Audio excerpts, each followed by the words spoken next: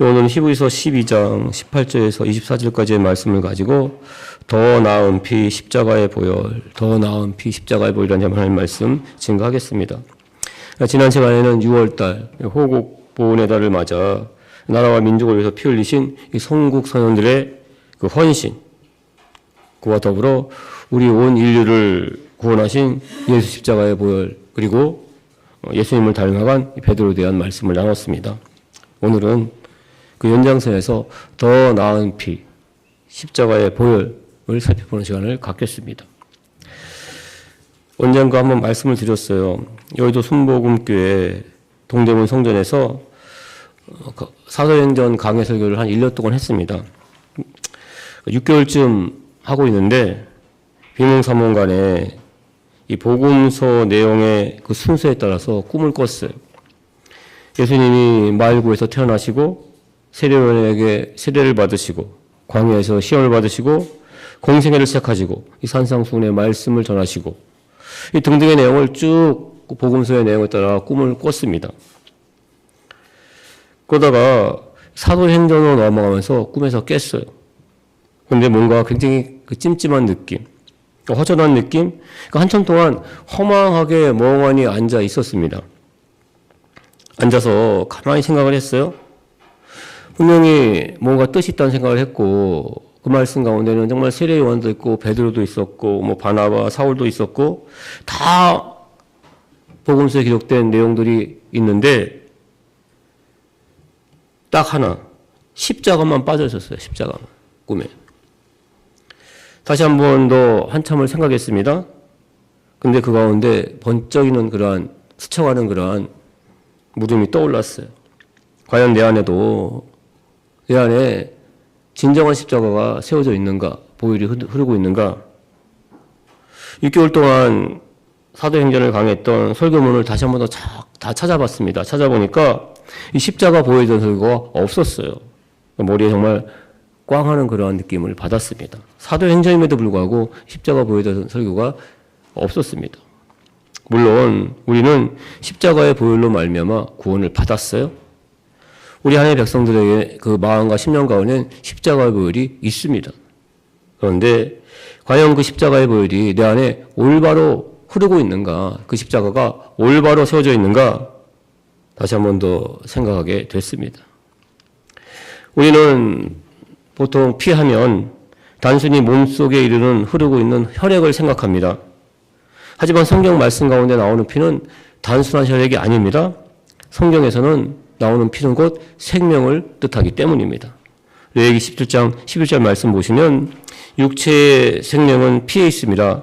내가 이 피를 너희에게 주어 제단에 뿌려 너희의 생명을 위하여 속죄하게 하였나니 생명이 피에 있으므로 피가 죄를 속하느니라. 육체의 생명은 피에 있습니다. 피가 죄를 속하니라. 이 성경에서 피를 흘린다는 것은 단순히 상처 입은 것을 뜻하지 않습니다. 생명을 내어놓는 거예요. 그런 말미암아 생명이 살아나고 죄가 속죄함을 받는 것을 뜻하고 있습니다. 창세기부터 피가 그래서 등장을 합니다. 창세기 3장 21절 보시면 야훼 하나님이 아담과 그의 아내를 위하여 가죽옷을 지어 입히십니다. 아담과 하와가 범죄했어요. 선악과를 따먹었습니다. 이때 하나님께서는 그 아담과 하와가 자기의 부끄러움을 가리기 위해서 숨었는데 아무것도 입지 않고 있었어요. 그때 하나님께서는 짐승의 피를 흘리고 그로 말미암아 가죽옷을 지어서 아담과 하와에게 입히십니다. 속죄함을 행하셨는데 짐승의 피를 흘리고 또한 그 가죽을 입히셨다는 것입니다. 또한 아담과 하와의 아들, 둘째 아들이죠. 이 아벨은 양의 첫 새끼를 잡아서 피의 제사를 드립니다. 또한 훗날 이 출애굽할 수 있었던 가장 결정적인 이유는 어린 양의 피를 문설주에 발랐기 때문입니다.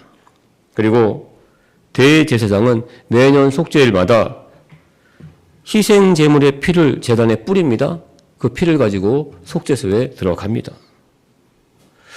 성경 말씀, 이 구약 성경의 말씀은 물론이거니와 신약 성경의 그러한 모든 말씀은 그래서 이 십자가의 보혈과 유기적으로 연결되어 있다고 하고 있습니다.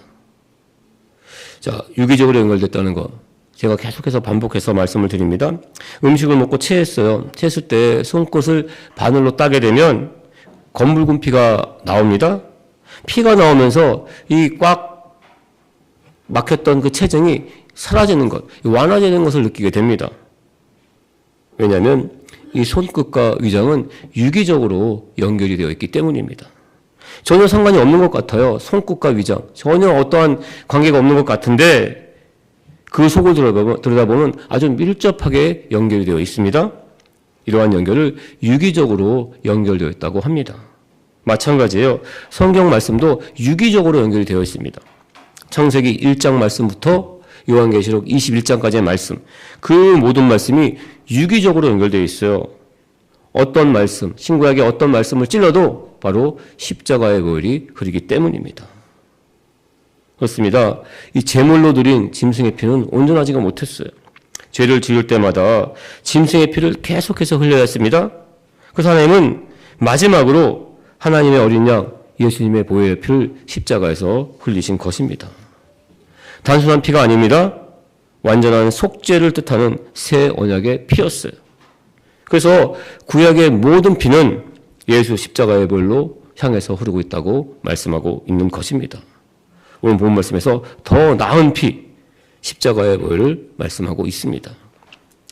6월은 호국 보훈의 달입니다. 유일되면 우리는 이 나라와 민족을 위해서 생명을 바친 이 순국 선열들의 피를 기억하게 됩니다. 또한 우리 한국교회의 역사를 보게 되면 수많은 믿음의 선진, 믿음의 조상들의 그 순교자들의 피로 말미암아 세워진 것이 사실이에요. 순국 선열들의 피는 나라를 지켰고 나라를 세웠습니다. 순교자들의 피는 교회를 지켰고 교회를 세웠습니다. 그리고 오늘 본 말씀, 그보다 더 귀한, 더 나은 피, 바로 십자가의 보혈은 정말 죄와 사망 가운데 죽을 수밖에 없었던 우리를 살리는 하나님의 약속이자 영원한 피인 줄 믿습니다.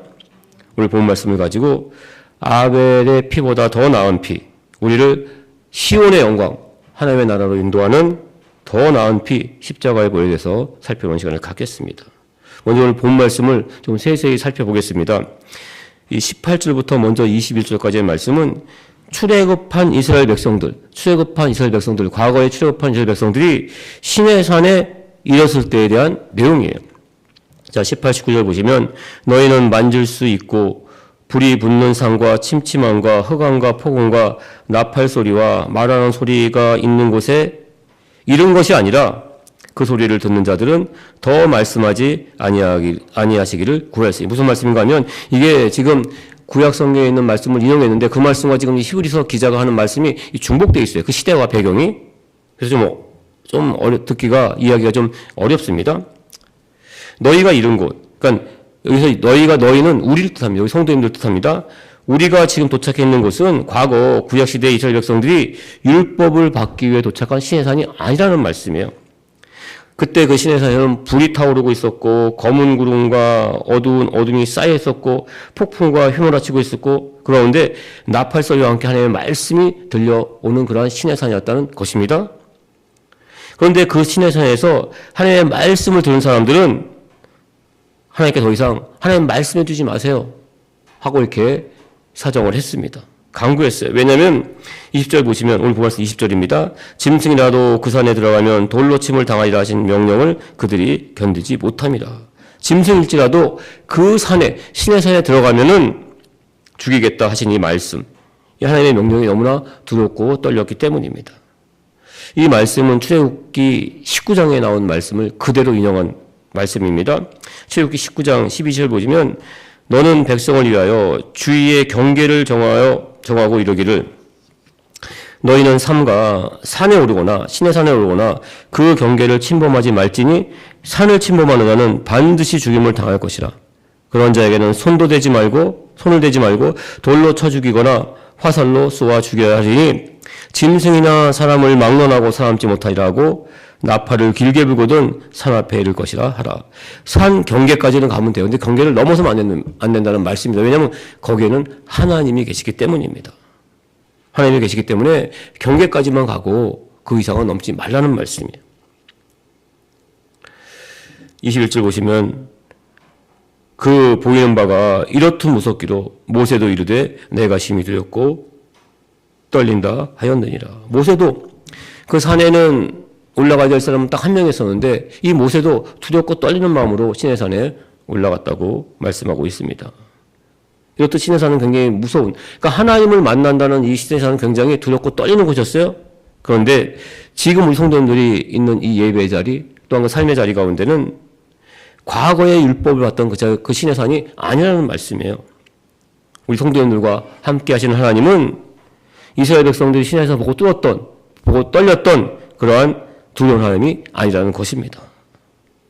그 22절에서 24절까지 그 이유에 대해서 하나하나 설명을 해 주십니다. 22절 보시면 그러나 너희가 이른 곳 시온산과 살아계신 하나님의 도성인 하늘의 예루살렘과 천만 천사와 우리가 지금 있는 곳, 성도님들 지금 이른 곳, 도착한 곳은 살아계신 하나님이 계신 시온산 안에 있는 예루살렘 성이라고 이렇게 말씀하고 있어요. 그리고 그 안에는 수많은 천사와들과 또한 하늘에 기록된 장자들의 모임과 교회와 모든 사람의 심판자이신 하나님과 및 완전하게 된 의로운 사람들의 영들과 25절 새 언약의 중보자이신 예수님과 및 아벨의 피보다 더 나은 것을 말하는 불인 핀이라. 하나님께 복수를 호소했던 아벨의 그 흘린 피보다 더 나은 십자가의 보혈의 피가 우리 성도님들 가운데 뿌려졌고 그런 말미암아 우리는 하나님과 함께 있다는 말씀입니다. 굉장히 축복과 은혜가 되는 굉장한 말씀인데 이 말씀, 오늘 본 말씀 굉장히 이해하기가 힘들어요. 힘든 게 사실입니다. 왜냐하면 상징도 많이 있고 또한 그 과거 출애굽 때의 그 사건과 또 히브리서 이 기자, 이 신약 성경에 나오는 이 기자가 그때 상황을 이렇게 설명 없이 막 종합적으로 얘기를 하기 때문입니다. 어떤 말씀을 하고 있는지 좀 구체적으로 자세히 한번 살펴보겠습니다. 첫 번째, 우리는 이미 시온의 영광, 하나님의 나라 안에 있다는 말씀이에요. 22절 보시면 그러나 너희가 이른 곳은, 여기서 이르라는 단어, 이르다 이 단어는 현재 완료로 쓰여져 있어요. 현재 완료요. 무슨 말씀인가 하면 이미 도착해 있다는 뜻입니다. 우리는 시온의 영광, 하나님의 나라에 이미 도착해 있는 줄 믿습니다. 그런데 유대인들, 지금 현재 이스라엘 국민들, 이 사람들은 아직까지도 이 예루살렘 성이라고 부르지 않습니다. 자신의 그 나라에 있는 그 예루살렘 성을 시온 성이라고 부르기를 더욱더 좋아합니다. 오늘 부른 찬송가 550장은 보통 송구 영신 예배 때나 아니면은 신년 예배 때 부르는 찬송이에요. 이 시온의 영광이 빛나는 아침을 오늘 이 예배 가운데 부른 까닭입니다. 유대인들은 이 예루살렘 성을 시온 성이라고 부르기를 좋아했는데 그 이유는 다윗 왕 때부터 예루살렘 성을 시온 성이라고 불렀기 때문입니다. 왜냐하면 다윗 왕 때 가장 이스라엘 역사 가운데 하나님의 영광이 나타나는 그러한 시대였기 때문입니다. 그런데 이 다윗 왕을 전후로 해서 솔로몬 왕까지죠. 전후로 해서 계속해서 멸망의 길을 걷습니다. 결국 멸망당해요. 이방 민족에게. 그리고 세상 가운데 뿔뿔이 흩어집니다. 예수님이 이 땅에 오시고 예수님이 부활 성취한 다음에 로마의 그 침략으로 말미암아 완전히 이스라엘은 없어지고 정말 세계 도처로 이스라엘 백성들, 유대인들 흩어지게 돼요. 근데 이게 흩어진 여기 가운데 평생의 마음에 소망이 생겼습니다. 구약 시대에 있었던 그 영토, 다윗 왕이 다시 영토를 회복하는 것, 그리고 그 가운데, 그 영토 가운데 다시 한 번 더 이스라엘 국가를 세우는 것, 그리고 시온의 영광을 회복하는 것, 이것이 그들의 소망이었어요. 이것이 시오니즘이에요. 언젠가 말씀드렸죠. 시오니즘입니다. 시오니즘. 그런데 정말 이 유대인들의 소망대로 이 1947년 이 팔레스틴 지역, 지금의 그 가나안 거기 팔레스틴 지역에 이스라엘 국가가 세워집니다. 영토가 회복되고 나라가 회복되고 민족이 회복됐어요. 그런데 이 시온의 영광은 아직 회복되지 않았어요. 지금 이러한 이스라엘 미국 전쟁이 일어나고 있는 직접적인 이유입니다.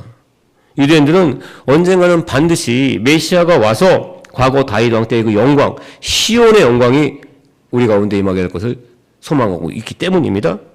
하나님 나라가 자신들 가운데 임할 것이라고, 메시아가 오면 임할 것이라고 굳게 믿고 있어요. 역으로 유대인들은 아직 예수님을 메시아라고 생각하지 않고 있다는 반증이기도 합니다. 하지만 예수님께서는 분명히 말씀하셨습니다. 마태복음 4장 17절 보시면 이때부터 예수께서 비로소 전파하시되 회개하라 천국이 가까웠느니라 하시더라.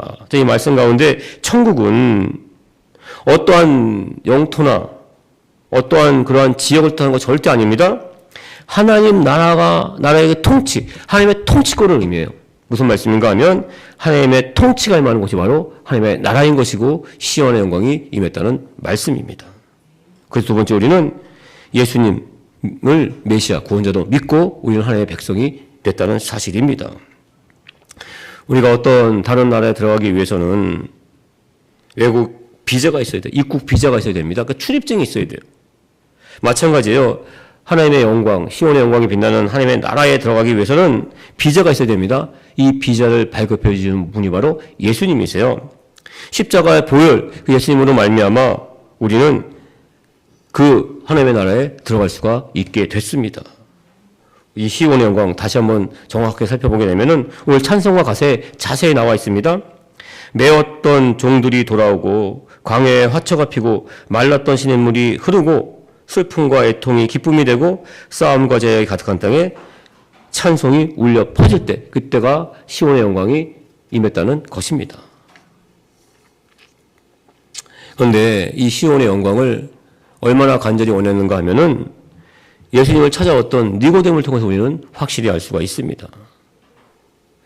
요한복음 3장 1절 2절 보시면 그런데 바리새인 중에 니고데모 하는 사람이 있으니 유대인의 지도자라.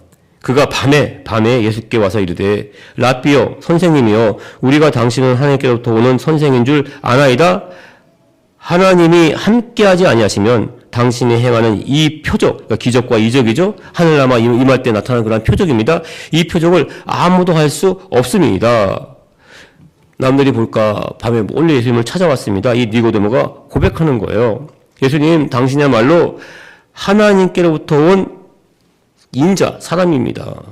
당신과 함께 하나님이 함께 있기 때문에 하나님의 나라 시온의 영광의 그 표적, 기적과 이적이 나타나고 있습니다. 이런 고백을 하면서 묻습니다.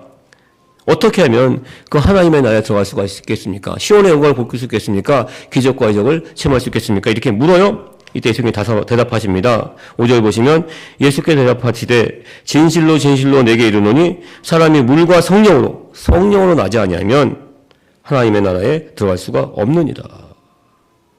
예수님은 니고데모 네가 하나님의 나라 시온의 영광에 들어가려면 물과 성령으로 거듭나야 된다. 물은 말씀을 뜻합니다. 하나님의 말씀과 성령의 인치심을 받아야 한다는 말씀을 하십니다. 이 성령의 인치심, 성령으로 말미암아 하늘나라에 들어갈 수 있다는 말씀은 에베소서 1장 12, 13절에 정확히 말씀하고 있어요. 보시면 이는 우리가 그리스도 안에서 전부터 바라던 그의 영광의 찬송이 되게 하려 하심이라. 그 안에서, 그러니까 그 시온의 영광 안에서 너희도 진리의 말씀 곧 너희의 구원의 복음을 들고 하나님의 말씀 복음을 들고 그 안에서 또한 믿어 약속의 성령으로 인치심을 받았으니. 성령으로 인치심을 받았다고 분명히 말씀을 하고 있어요. 성령의 인침을 받아 우리 결국 하나님의 백성이 된다는 말씀인데, 성령의 인침을 받는다는 것은 무슨 뜻인가 하면은, 자, 다른 나라에 들어가려면은 일단 그 나라에 비자를 발급받아야 됩니다. 그리고 비자를 발급받고 그 나라에 도착을 하면은 그 출입국 관리소에서 그 비자에 도장에 인을 꽝 하고 찍어줘요. 인을 칩니다. 그래야지만 그 나라에 입국을 할 수가 있어요. 마찬가지예요. 예수님께서는 비자를 발급해 주시고 그 비자를 들고 시온성에 들어갈 때 성령님께서 도장에 인을 꽝 하고 친다는 것입니다. 성령의 인치심이 있어야 한다는 것입니다. 그리고 그 성령의 인치심을 받고 들어간 그 시온성 안에는 수많은 천사와, 오늘 보면 23절입니다. 하늘에 기록된 장자들의 모임이 있고 교회가 있고 만민의 심판자이신 하나님이 계시고 온전하게 된 의인들의 영들이 있다고 말씀하시는데, 이 가운데 가장 중요하고 우리한테 정말 은혜가 되는 말씀은 하늘에 기록된 장자들의 모임, 이 말씀이에요. 장자는, 원래 하늘나라의 장자는 하나님의 아들 독생자 예수님 한 분뿐이셨어요. 그런데 하늘에 기록된 장자들, 복수로 말씀하고 있습니다. 이렇게 장자들로 이렇게 기록될 수 있는 까닭은 양자의 영으로 오신 성령이 우리를 하나님의 양자가 되게 하셨기 때문입니다. 로마서 8장 14, 16절 보시면 무릇 하나님의 영으로 인도함을 받은 사람은 곧 하나님의 아들이라 너희는 다시 무서워하는 종의 영을 받지 아니하고 양자의 영을 받았으므로 우리가 아빠, 아버지라 부르시느니라. 성령이 친히 우리의 영과 더불어 우리가 하나님의 자녀인 것을 증언하시나니. 아멘. 성령님께서 함께 하심으로 말미암아 인치심으로 말미암아 우리는 하나님의 자녀가 됐다는 말씀이에요. 그러므로 말미암아 앞에서 말씀드렸던 정말 신의 세상 만난 그 하나님은 무서운 하나님이었습니다. 만나면 정말 죽게 되는 그런 하나님이었어요. 하지만 양자 영이신 성령님의 그 도우심과 증언하신 말미암아 우리는 이제 하나님을 아빠, 아버지라 언제 어디서나 만날 수 있게 됐다는 뜻입니다. 하나님은 우리를 사랑으로 감싸주기 때문입니다. 그리고 더욱더 이 말씀 가운데 더욱더 은혜가 되는 것은 장자라는 말이에요. 장자는 어머니, 아버지, 그 부모의 유산을 물려받습니다. 장자로서 우리는 특권이 있어요. 로마서 8장 17절 보시면 장자이면 또한 상속자 곧 하나님의 상속자요 그리도 예수님과 함께한 상속자니. 예수님과 함께 하늘나라의 그 모든 것을 상속받게 된다는 말씀이기 때문입니다. 그런데 이 세 번째, 이 모든 것은 바로 더 나은 피, 십자가의 보혈로 말미암았기 때문입니다. 하나님의 나라 시온성에는 24절 다시 한번 읽겠습니다. 새 언약의 중보자이신 예수와 및 아벨의 피보다 더 나은 것을 말하는 뿌린 피가 있다고 분명히 말씀하고 있어요. 먼저 아벨의 피, 이 아벨의 피를 살펴보면 아벨의 피는 하나님께 복수를 요구하는 피입니다. 창세기 4장 10절 보시면 이르시되 내가 무엇을 하였느냐? 내가는 가인입니다. 동생 아벨을 죽인 가인이에요. 내 아우의 핏소리가 땅에서부터 내게 호소하느니라. 하나님은 동생 아벨을 죽인 이 가인을 정죄하고 심판하십니다. 이때 하신 말씀이에요. 이 이후로부터 구약시대 내내 유대인들에게서 하나님은 내 지은 죄를 정죄하신 하나님, 심판하신 하나님, 두려운 하나님이었어요.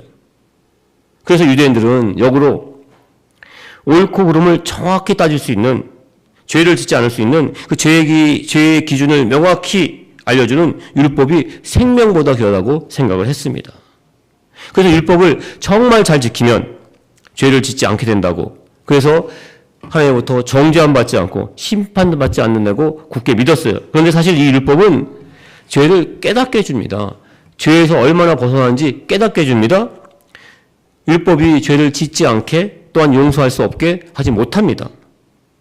그래서 하나님은 더 나은 십자가의 보혈, 그 피를 우리에게 뿌리신 것입니다. 아벨의 피보다 더 나은, 이 나은에서, 이 나은이란 이 뜻은 비고급이 아니라 무엇과 비교하는 그런 비고급이 아니라 나은은 완성을 의미하고 있습니다. 우리 성도님들, 이 아벨의 피보다 더 나은 피를 더욱더 마음 가운데 흐르고 계시기를 주님의 이름으로 축원드립니다. 그 안에 시온의 영광이 반드시 임하게 될 줄 믿습니다. 이 더 나은 피에 대해서 설교하신 20세기 최고의 구약신학자는 폰 라드가 한 말이 있습니다. 믿음의 고백이 있어요. 나치 독일 시대입니다.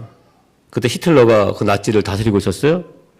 인간 히틀러가 정말 신처럼 우상화되고 있었습니다. 그리고 또한 유대인들의 대학살이고 있었는데 이 폰라드는 그것을 반대했어요. 반대함으로 말미암아 쫓겨납니다. 추방당해요, 독일에서. 나치 독일은 결국 패망하고 맙니다. 그리고 이 패망한 결과 이 폰라드는 독일 고향 땅으로 돌아오게 됩니다.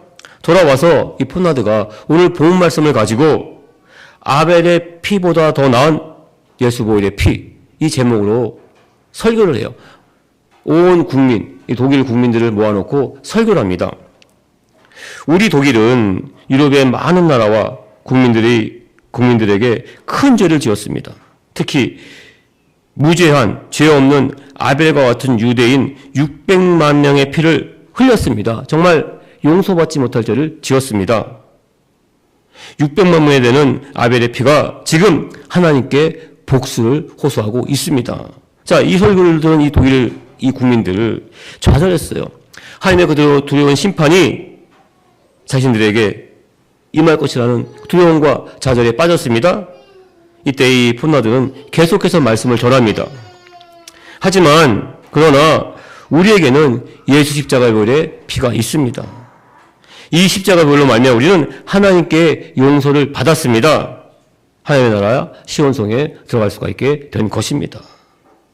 이 폰나드의 설교는 이 패망한 독일이 다시 한 번 더 힘을 내어 일어날 수 있는 그러한 계기가 되게 했습니다.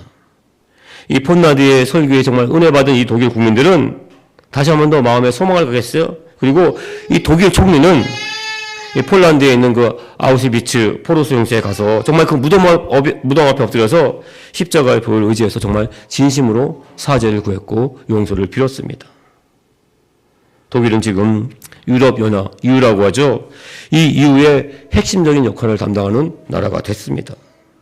이 말씀을 주면서 다시 한번 생각하게 된 것은 그렇다면은 이 동북아시아, 우리나라가 지은 이 동북아시아는 과연 어떤가? 일본도 마찬가지예요. 정말 씻을 수 없는 그런 죄를 지었습니다. 아벨의 피를 많이 흘렸어요. 그런데 이 일본 회개하지 않고 자신의 마양들을 오히려 정당화시키고 있습니다. 어떻게 할까 한번 마음 가운데 이 본 말씀을 하나하나 묵상 생각하는 것은 바로 우리 하나님의 백성들이 먼저 정말 십자가의 보혈, 물과 성령으로 거듭나게 되면 우리 가운데 먼저 하나님의 나라가 임하면 이 하나님의 나라를 시온성의 그 영광을 이 동북아시아에 우리나라를 넘어서 이 동북아시아에 펼쳐야 하는 생각을 갖게 됐습니다. 말씀을 정리하겠습니다. 베드로전서 1장 2절 말씀입니다.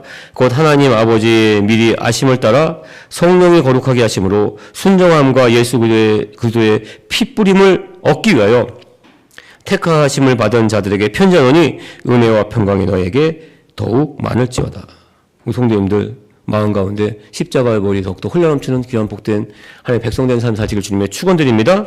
하나님은 결코 우리의 죄악됨, 우리의 나약함 이런 거 보지 않습니다. 내 마음 가운데 십자가의 보혈이 흐르고 있다면 그 보혈로 말미암아 우리는 하나님의 백성이 된 줄 믿습니다. 우리는 시험의 영광, 정말 그 하나님의 나라에 이미 들어와 있습니다. 더욱더 십자가의 보혈을 의지하시고 성령님께서 우리와 함께 하심으로 말미암아 우리가 이 세상 가운데 하나님의 자녀로서 나가는 그러한 더욱더 복된 삶을 꿈꾸시길 주님의 이름으로 축원드립니다. 우리 성도님의 삶의 자리 가운데 정말 시온의 영광이 빛나는 귀한 복된 인생 될 줄 믿습니다. 나아가서 이 나라 민족 그리고 이 동북아시아 가운데 하나님의 그 은혜를 그 시온의 영광을 더욱더 펼쳐나가시는 주의 복된 백성 되시길 예수님의 이름으로 축원을 드립니다.